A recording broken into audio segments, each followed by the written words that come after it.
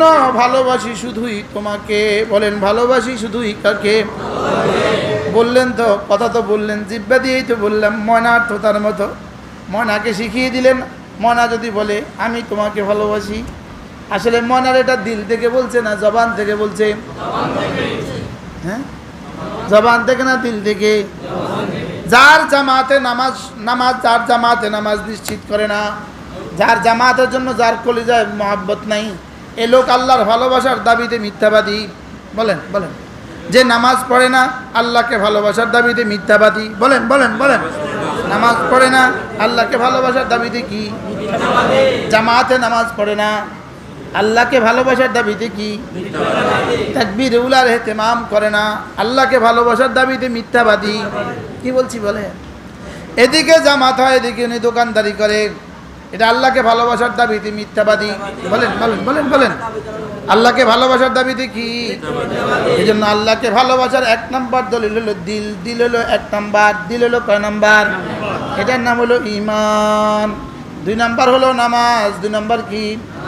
নামাজের ইহতিমাম। যার জীবনে যদ্দূর আল্লাহকে ভালোবাসার দাবিতে এই পরিমাণ সত্যবাদী, সুবহানাল্লাহ। বলেন 2 নম্বর কি? নামাজ। 2 নম্বর কি? আমার রব যেন বলেন তুমি আমাকে ভালোবাসো, এটার প্রমাণ দিবা। আমি বললাম কেমনে প্রমাণ দিতাম, কিভাবে প্রমাণ দিতাম? রব্বুল আলামিন বলেন যাও, আজান হলে মসজিদে ছুটে যাবা, আমাকে ভালোবাসার দাবিতে তুমি সত্যবাদী, সুবহানাল্লাহ। বলেন আজান হলে মসজিদে ছুটে যাবা। বলেন আজান হলে মসজিদে ছুটে যাবা, এটা হলো আমার ভালোবাসার দাবিতে তুমি কি? আজ থেকে মসজিদে ছুটে আসবো তো ইনশাআল্লাহ।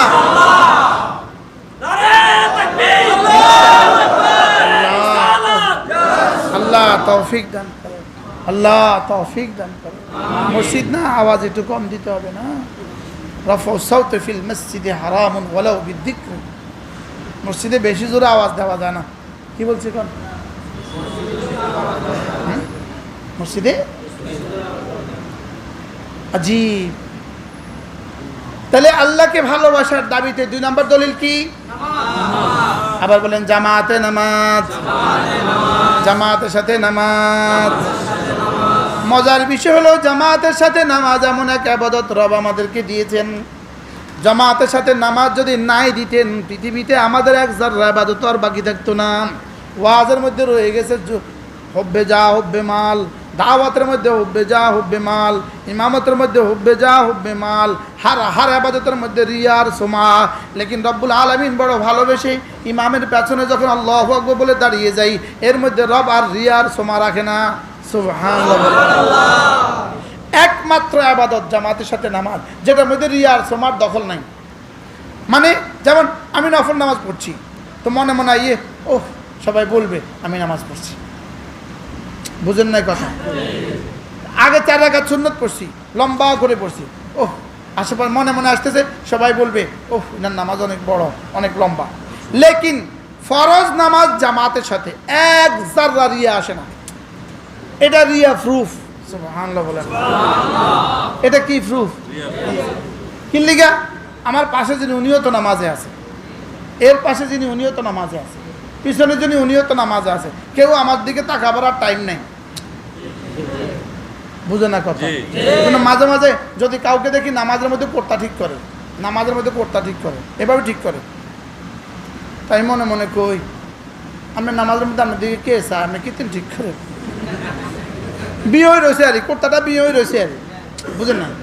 আপনার কোর্তাটা একটু বাঁকা হয়েই আছে, তা আপনি এটা ঠিক করতেছেন। নামাজের মধ্যে তো সবাই নামাজের মধ্যে ব্যস্ত, আপনার দিকে কেউ চায়, আপনি কীর্তন ঠিক করলেন, বুঝলেন না?